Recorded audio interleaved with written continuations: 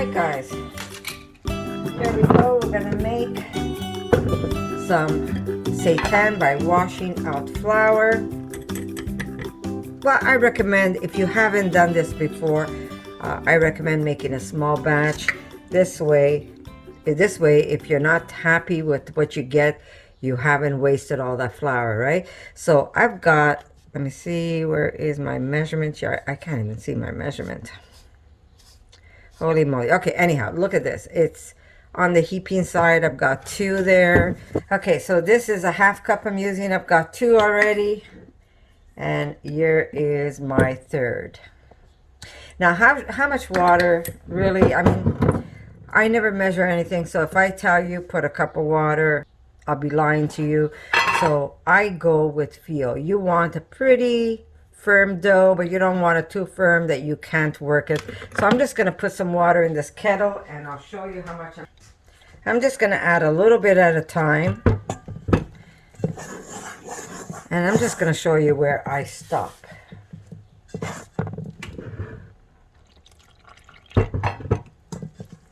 This is how I've always cooked. This is the way I still cook. Okay, when you see that your dough is getting clumpy like this, then you could stop adding water and you could start kneading it. If you need a little extra, you can always add it later. So when you see that it comes together like this, you know that you can knead your dough. I'm whipping everything's around today.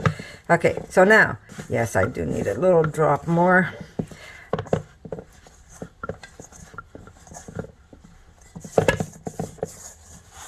Yeah, I need a little drop more.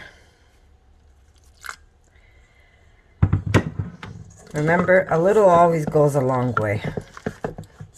Okay, so we mix, and we're going to form this into a dough ball. Wash it first. Okay. All right, so you're going to just keep kneading it till you get some sort of a dough ball. What I like to do, if it gets stuck on your tray, I just roll my fingers on it, bring as much of it down, and then just incorporate it. It's basically like you're making a firm dough bread, or pizza dough, but firm. Pizza dough is a lot softer than this. Almost like a, I'm not sure if you've ever made pasta, almost like a pasta dough, that type of firmness. It's firm. Get as much of it as you can. Now what I like to do is I like to let it rest. After I've made my dough ball, I just let it rest. I'm just going to take a little bit just to kind of dust it.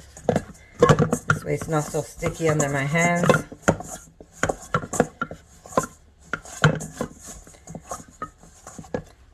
Now, the firmer your dough ball is, the more gluten you're going to get. Now, this is a small batch. You're probably going to end up getting like 1 jar of cutlets.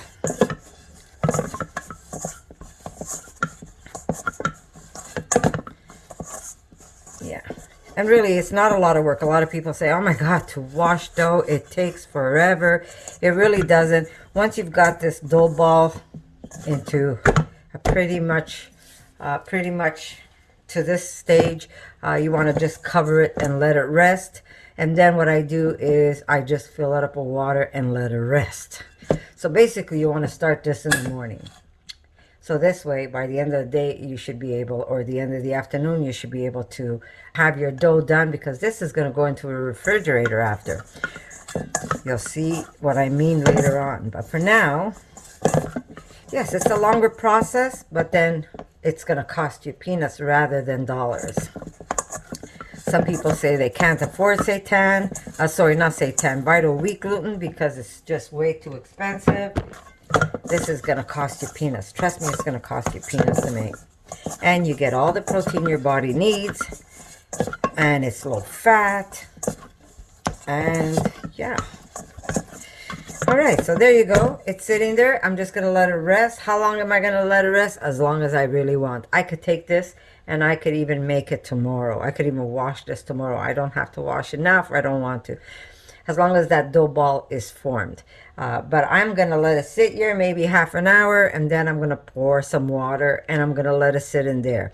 And then eventually, I mean, I could put you next to me in the sink and watch. Well, maybe I'll show you a couple of minutes of that. But basically, you're going to run cold water, not super cold, because especially in the winter, your hands are going to go like numb. But you want room temperature to cold water, because anything hotter than that, you're going to end up cooking your vital wheat gluten. That's your protein that you're actually trying to extract from here. All right, guys, it sat there. We have a nice little sticky ball, and all we're going to do is just add some water. This is the way I do it. I mean, there's so many ways of doing it. You can follow other YouTubers if you want, but this is the way I do it all the time. And what it does is it gives me time to do things around the house or in the garden or wherever. So this is just going to sit there now for a while.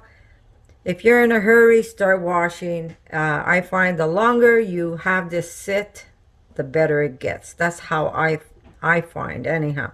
But if you're in a hurry, you could, as soon as you make that ball, you could start washing it. It really is up to you. But I find that the more you let it sit, the better it is for you to get a good amount of protein out of your dough. Now, like I said, I only made a small batch for the only reason that if you try it, and if you've never tried it, then you know what to expect. If you like it or if you don't like it, you don't have to do it again. Some of you have already been washing vital wheat gluten. I know for a fact. I know a lot of you that follow me already wash gluten, so you can make as big as a batch as you would like to store away in jars. The only thing is that once this is already turned into protein, we're going to be adding some stuff to it, and then we're going to do a few other steps before we're able to cook the meat. So for now, I'm going to cover it, and because I know you're in a hurry and so am I today, I am going to make a rest maybe for half an hour, and then we'll come back and we're going to start the washing process. All right, guys, it sat there. Now I could start massaging this and letting all the starch out. You're going to see the more I massage it, the more it's going to release, almost like a milk. Some people like to save their starch and they can make starch noodles, or I like to keep it in a pail and then I feed my plants. There's so many things you could do with the water without having to waste it. Normally I would do this in a sink, but I want to show you where it's easier for me to show you. Just keep massaging it. You could even keep a sift underneath. This way, if any pieces fall off, it stays right into your sift. And as you massage it, you'll see that it gets milkier and milkier. And what you're basically doing is you're washing all the starch out of the flour, and you're going to be left with the wheat protein. Make sure your hands are clean. And if they're not, well, you're going to clean them in the water.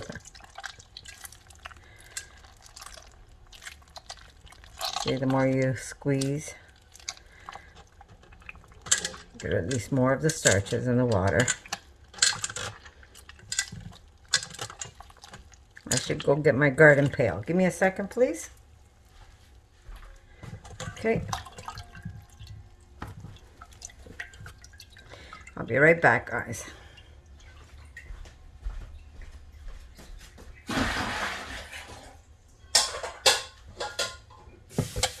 Now, the good thing about doing this is, yeah, let me just drop it in for now. The good thing about doing this, if you're busy and you have other things you got to do around the house, I would just take this now, let it sit again, go do a couple of things around the house, and then come back and start massaging it. Now, it really doesn't take long to get all the starch out, but you don't have to sit there under the cold water. You can simply just keep moving it around in the same water for a while. until you feel like, yeah, I should change the water. And this is why I like to keep a sift, because you're going to see it's going to start breaking up on you like this. Now, if you want a real high protein, I would say do wheat, a whole wheat flour. I just grabbed whatever I had on the counter for now. Actually, I prefer the white flour more. It gives a prettier meat, a lighter meat. Normally you would do this at the sink and not on the counter.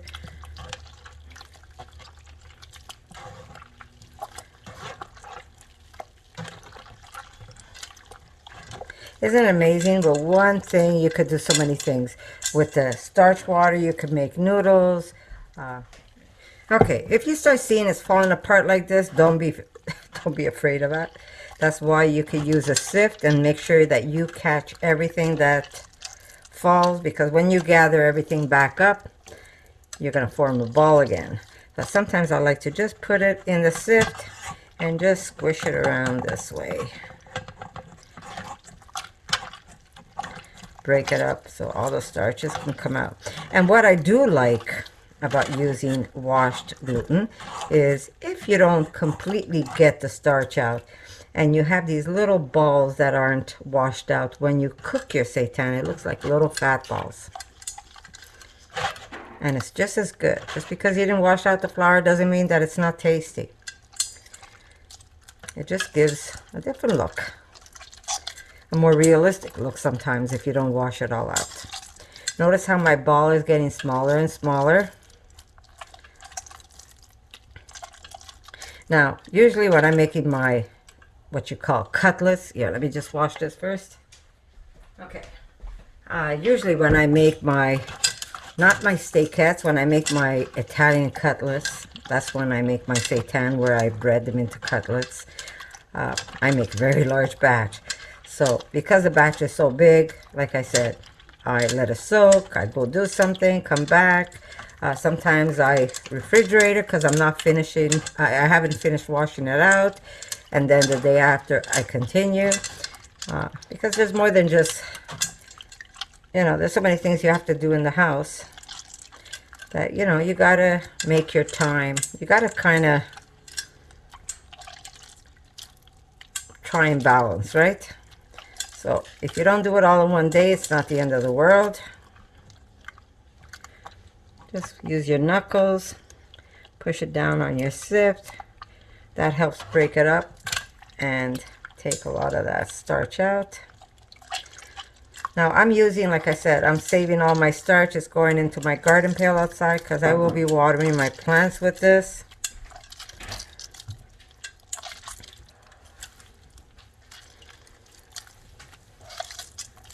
Okay, let me rinse, be back. Whoop.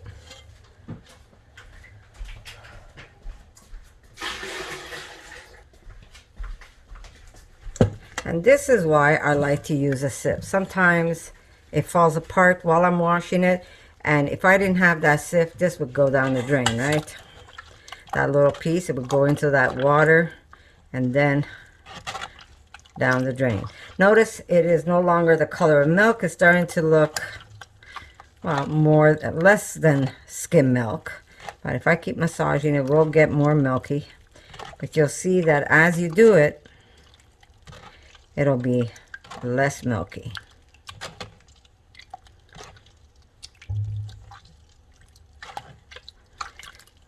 Usually I'd be beating this up, but I don't want to do it here because I'm going to get water all over my counters. But yeah, you could be as rough or as gentle as you want. Okay. I'm going to dump. I'm going to squeeze as much as I can out. Here we go. Be back.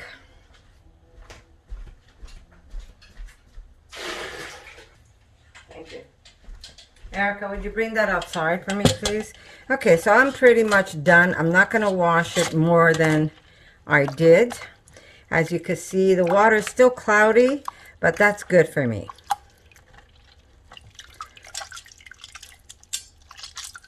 I'm sure I can push more starch out, but I'm going to be replacing it anyhow. So if, for me to wash it completely out is just counterproductive, I guess, because I will be putting it back in. I will be putting some back in, that's for sure. Okay, I'm good. So notice the water. That's the color of the water. When you get it to this like transparent, you can actually see your fingers underneath. It's not clear. Then I know that I'm good. So I'm just going to put this here and be right back.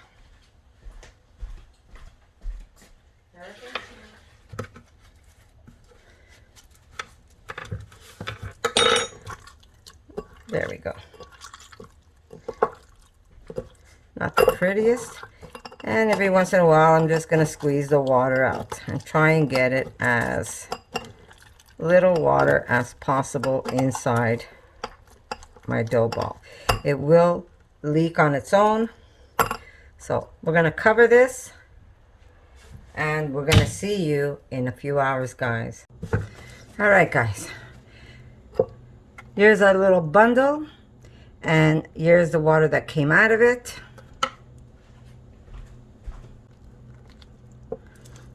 All right, try and get as much water out of it before you start seasoning your meat. It's just you get a firmer meat out of it.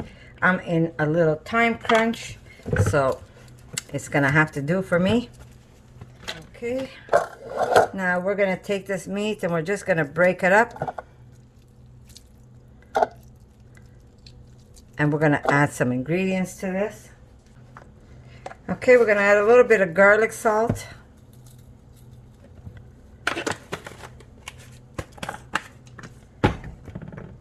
We're going to add some chickpea flour. Again, you can use chickpea flour or lupini flour. Now, why I'm using the flour is for the reason because the vital wheat gluten is wet. I wouldn't put any fresh chickpeas, but otherwise, you can also use fresh chickpeas if you're using vital wheat gluten. But for something that you do from scratch, I would say use the flour. So I've got 1, 2, possible 3, maybe even 4 I can do with this. Okay, we're going to do 4 tablespoons of chickpea flour, and we're going to put 1 tablespoon of regular flour. We don't have to salt this because we're going to salt our water, but the garlic is a good idea if you want to put it in. And we're going to put 1 tablespoon of mushroom flour. This mushroom powder, this is the shiitake I'm using. I buy my own dry ones and then I dehydrate them. And now I'm going to put this through the food processor.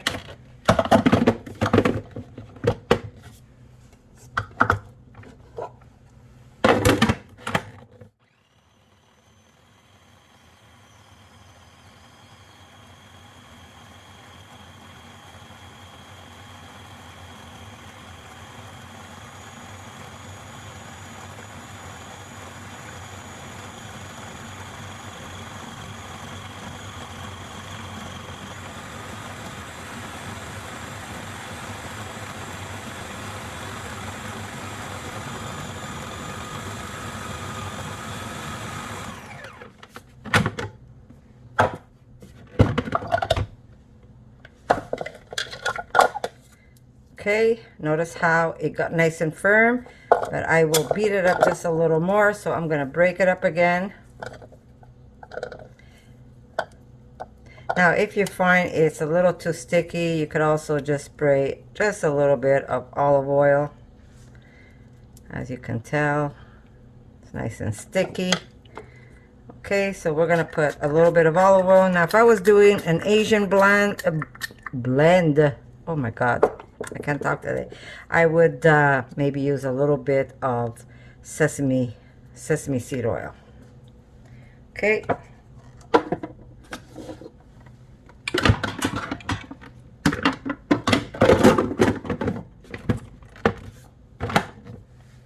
Okay. Notice I used more chickpea flour than the one I did with the vital wheat gluten, only because it is a wetter dough, so you need to add some stuff to it. Now, I say spray it with olive oil so this mass becomes less sticky. There we go, just the outside of it. And it's going to go into a jar. In you go until tomorrow. Okay, yeah, that should be good.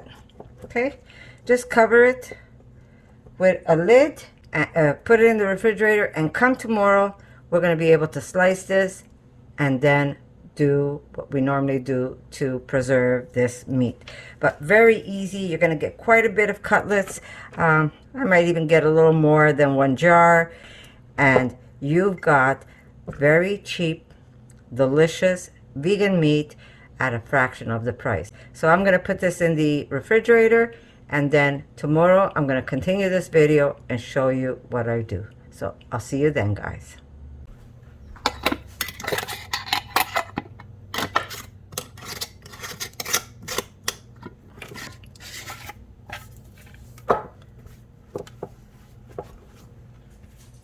Okay, good morning, guys. Here is the meat that I had in the refrigerator. This is the gluten that I made. Oh, trying to get it out. This is the one that I made by washing out the seitan, and it is nice and firm. So now we're going to do the same thing. Basically, we are going to cut this meat. Do I have it? I'm cutting with my knife upside down.